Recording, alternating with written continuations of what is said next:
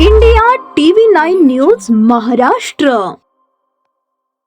शहरात सध्या सायबर गुन्हेगारीचं प्रमाण मोठ्या प्रमाणात वाढत असल्याचं दिसतंय. त्यामध्ये सोलापूर शहर सायबर पोलीस स्टेशनकडील दाखल गुन्ह्यात पोलिसांनी डिजिटल अरेस्टमधील गुन्ह्यात सहभागी असणाऱ्या आरोपीस राजधानी दिल्लीतून अटक केली आहे. राघवेंद्र सिंग मुलचंद, वय वर्ष 38 वर्षे, असं आरोपी त्याचं नाव आहे.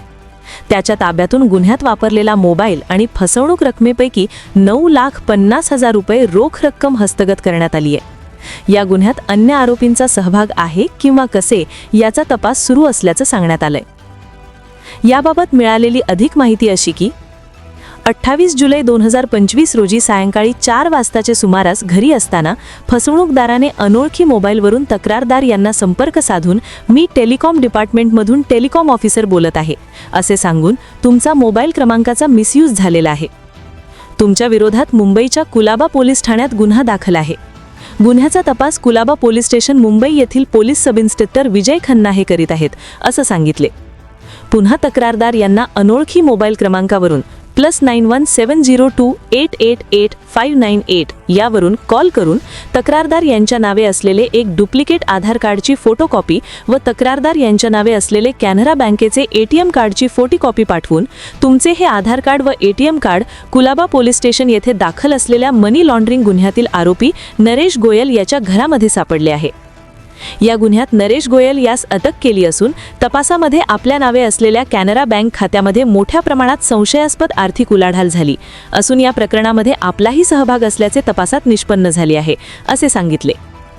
तक्रारदार यांच्या नावाने अरेस्ट वॉरंट, सुप्रीम कोर्टाची नोटीस, सर्व्हायलन्सचे 3 पानी इंग्रजीमध्ये नियम असलेली नोटीस व्हॉट्सअपवर पाठवून भीती घालून तक्रारदारास एकूण 21,25,161 रुपये इतकी रक्कम वेगवेगळ्या खात्यात विभागणी करून पाठविण्यास सांगून त्यांची ऑनलाईन आर्थिक फसवणूक केल्याबाबत भारतीय न्याय संहिता कलम 318, 4, 316(2), 319(2), 204, 351(2), 3(5) सह माहिती तंत्रज्ञान अधिनियम कलम 66C, 66D प्रमाणे 4 डिसेंबर 2024 रोजी गुन्हा दाखल करण्यात आला होता.